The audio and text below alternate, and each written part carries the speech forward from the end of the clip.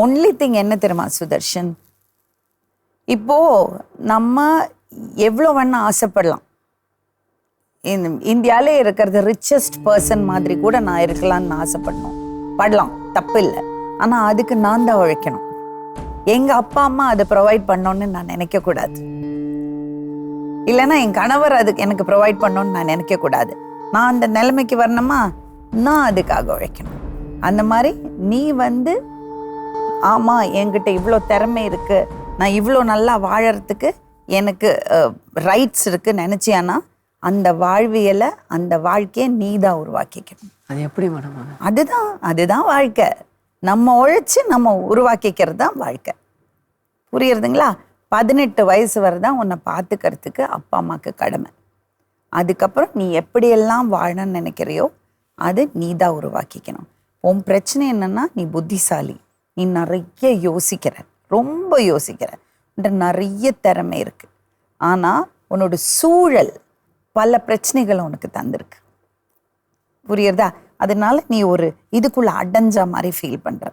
அது மட்டும் இல்லாமல் உனக்கு ஒரு சில விஷயங்கள் உனக்கு சேலஞ்சாக இருக்கு, கஷ்டமாக இருக்கு. ஏன்னா உன்னோட வாழ்க்கையில் நீ ஆசைப்பட்டு கிடைக்காத விஷயங்கள், இல்லை நீ உன் கண்ணு முன்னாடி உனக்கு ரொம்ப வேணும்னு நினச்சி, இப்போ அம்மா இருக்காங்க, அம்மா என் பக்கத்தில் உட்காந்து பேசணும், எங்கிட்ட அம்மா நல்லபடியாக பேசணும், அம்மா எங்கூட விளையாடணும்னு நினச்சி உனக்கு கிடைக்காத விஷயங்கள், அதெல்லாம் உனக்குள்ள நிறைய கோவத்தை உருவாக்கியிருக்கு. அந்த கோவம் தான் வெளிப்படுறது. புரியுதா? அப்போது உனக்கு என்ன இப்போ தேவைன்னா, உனக்கு கொஞ்சம் சப்போர்ட் தேவை. ஒரு இயல்பான வாழ்க்கை வாழறதுக்கு உனக்கு ஏதோ ஒரு சப்போர்ட் தேவைப்படுறது. அந்த சப்போர்ட் மெடிசன்ஸ் மூலமாக எடுத்துக்கிறதுல தப்பே கிடையாது. அதனால நீ பைத்தியக்காரன் ஆக மாட்ட. நீ சிரிச்சு அவ்வளோ அழகாக இருக்க, சூப்பராக இருக்க. அந்த மாத்திரையை நான் 23 வயசா சாப்பிட்றேன், 35 வருஷமா சாப்பிட்றேன். எதனா ஒரு மாற்றம் இருக்குண்ணா மேடம்?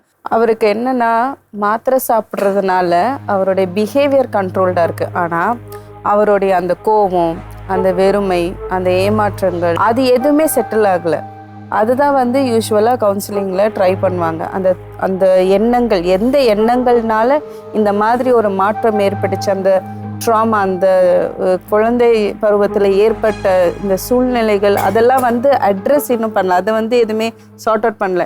இவர் வெறும் மெடிசன் சாப்பிட்ருக்காரு, தூங்கியிருக்காரு, வேலைக்கு போயிருக்காரு. அதுதான் இப்போ நீ சொல்ற எல்லாம் எனக்கு கண்ட்ரோல் போறது, எனக்கு ஒரு மாதிரி ஆறுதுன்னு, அதே பாதி வின் பண்ணிட்ட நீ.